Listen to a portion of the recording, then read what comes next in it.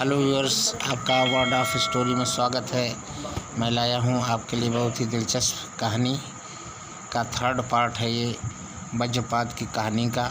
और इसमें मैं बताऊंगा कि दूसरी कहानी का अंत कैसे हुआ।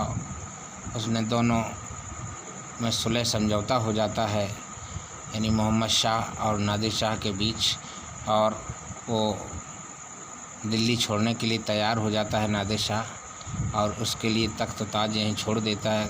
किंतु जो कोहिनूर हीरा था और तख्त ताउस था, वो उसे अपने साथ नादिर शाह ईरान ले जाता है। इसी के आगे कहानी शुरू करते हैं। देख, दोनों बादशाहों ने एक ही साथ नमाज पढ़ी, एक ही दस्तरखान पर खाना खाया, एक ही हुक्का पिया और एक दूसरे से गले मिलकर अपने अपने स्थान को चले। मोहम्मद शाह खुश था। राज्य बच जाने की उतनी खुशी न थी जितने हीरे की बच जाने की थी, मगर नादिर शाह हीरा ना पाकर भी दुखी था। सबसे हंस कर बातें करता था, मनोशील और विनय का साक्षात अवतार हो। प्रातःकाल दिल्ली में नौबतें बज रही थीं, खुशी की महफिलें सजाई जा रही थीं। 3 दिन पहले यहाँ रक्त की नदी बह रही थी, आज आनंद की लहरें उठ रही थीं। आज नादिर शाह दिल्ली से रुखसत हो रहा था। अशरफियों से लदे हुए ऊँटों की कतार शाही महल के सामने रवाना होने को तैयार खड़ी थी। बहुमूल्य वस्तुएं गाड़ी में लदी हुई थीं। दोनों तरफ की फौजें गले मिल रही थीं। अभी कल दोनों एक दूसरे के खून के प्यासे थे, आज भाई भाई हो रहे थे।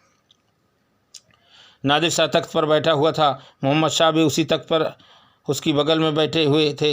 यहाँ पर भी परस्पर प्रेम और व्यवहार। नादिर शाह ने मुस्कुरा कर कहा, खुदा करे यह सुलह हमेशा कायम रहे और लोगों के दिलों में खूनी दिनों की याद न आए। मोहम्मद शाह, मेरी तरफ से ऐसी कोई बात न होगी जो सुलह खतरे में डाले। मैं खुदा से यह दोस्ती कायम रखने के लिए हमेशा दुआ करता रहूँगा।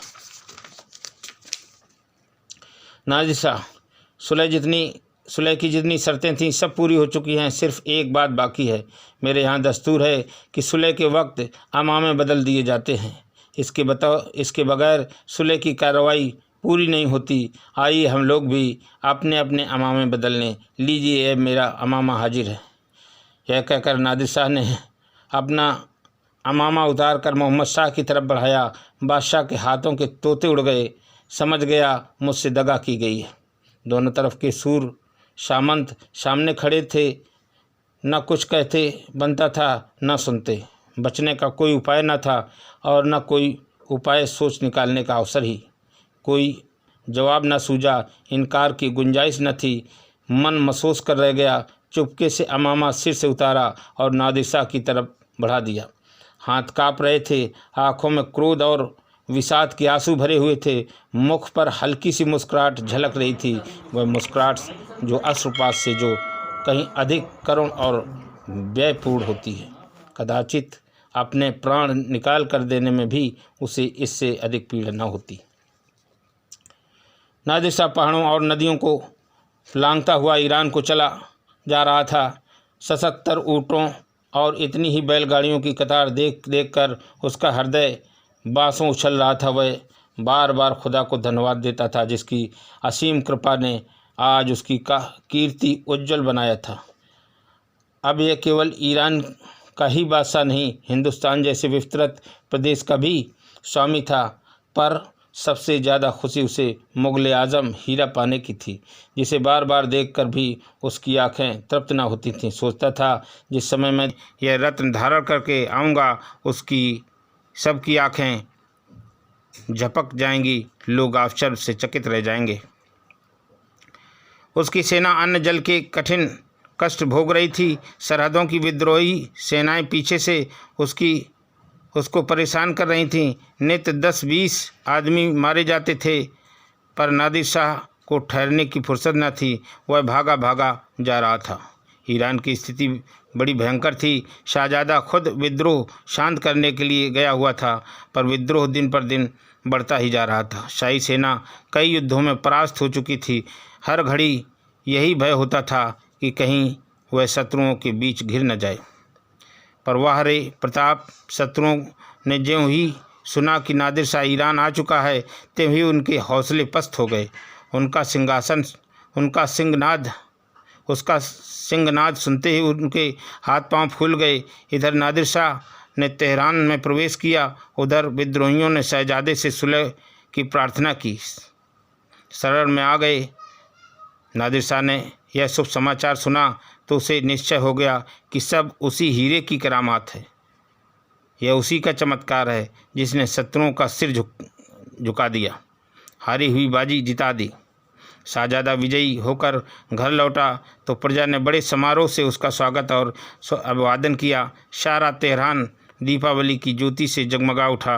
मंगल गान की ध्वनि से सब गली कूचे गूंज उठे।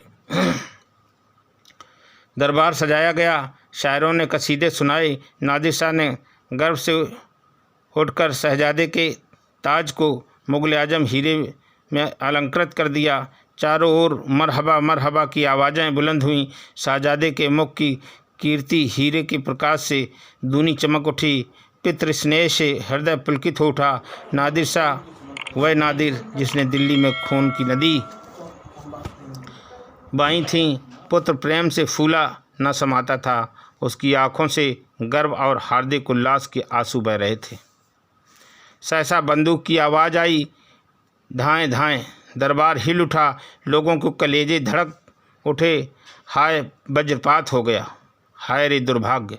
बंदूक की आवाज़ें कानों में गूंज ही रही थीं कि शहजादा कटे हुए पेड़ की तरह गिर पड़ा। साथ ही वह रत्न जड़ित मुकुट भी नादिर शाह के पैरों के पास आ गिरा। नादिर शाह ने उन्मत्त की भांति हाथ उठाकर कहा, कातिलों को पकड़ो। साथ ही शोक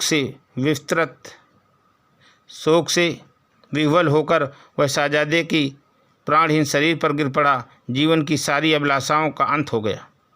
लोग कातिलों की तरफ दौड़े। फिर धाएं धाएं की आवाज़ आई और दोनों कातिल गिर पड़े। उन्होंने आत्महत्या कर ली। दोनों विद्रोही पक्ष के नेता थे। हाय रे मनुष्य के मनोरथ, तेरी भित्ति कितनी अस्थिर है। बालू पर की दीवार तो वर्षा में गिरती है, पर तेरी दीवार बिना पानी बूंद के ढह जाती है। आंधी से दीपक का कुछ भरोसा किया जा सकता है, पर तेरा नहीं। तेरी अस्थिरता के आगे बालकों का घरौंदा अचल पर्वत है। वैश्या का प्रेम सती की प्रतिज्ञा की भांति अटल। नादिर शाह को लोगों ने लाश पर से उठाया। उसका करुण क्रंदन हृदय को हिलाए देने वाला था। सभी की आंखों से आंसू बह रहे थे। होनहार कितना प्रबल, कितना निष्ठुर, कितना निर्दय और कितना निर्मम है। नादिर शाह ने हीरे को ज़मीन से उठा लिया। एक बार उसे विषादपूर्ण नेत्रों से देखा, फिर मुकुट को शहजादे के सिर पर रख दिया और वजीर से कहा, यह हीरा इसी लाश के साथ दफन होगा। रात का समय था। तेहरान में मातम छाया हुआ था। कहीं दीपक या अग्नि का प्रकाश न था। न किसी ने दिया जलाया और न भोजन बनाया। अफीमचियों का चिल्लाने भी की आवाज़ ठंडी हो रही थी, मगर कब्रिस्तान में मसालें रोशन थीं। शहजादे की अंतिम क्रिया हो रही थी। जब फातिहा ख़त्म हुआ, नादिर शाह ने अपने हाथों से मुकुट को लाश के साथ कब्र में रख दिया। राज और संगतग्रस्त हाजिर थे। राज और संग तराश हाजिर थे। उसी तरह कब्र पर ईंट पत्थर और चूने का मजार बनने लगा। नादिर शाह 1 महीने तक एक क्षण के लिए भी वहाँ से ना हटा। वहीं सोता, वहीं राज्य करता। उसके दिल में यह बात बैठ गई थी कि मेरा अहित इसी हीरे के कारण हुआ। यही मेरी सर्वनाश और अचानक वज्रपात का कारण है। तो डियर व्यूअर्स, ये कहानी इस तरह अपने अंत को पहुंची और इस कहानी से हमें ये प्रेरणा मिलती है कि जिस चीज़ के लिए हम बहुत लालायित होते हैं और जिस चीज़ को तरक्की का आधार समझते हैं, कभी कभी वही चीज़ हमारी अवनति और विनाश का कारण बनती है, जैसा कि नादिर शाह के साथ हुआ। तो ऐसी चीज़ों से हमें बचना चाहिए। ये नसीहत इस कहानी से मिलती है। उम्मीद करता हूँ ये कहानी पसंद आई होगी, और पसंद आई है तो इसे लाइक करना, सब्सक्राइब करना और बेल बटन दबाना मत भूलें, ताकि ऐसी प्रेरणादायक कहानियाँ आपके सामने हम पेश करते रहें। नमस्कार, जय हिंद।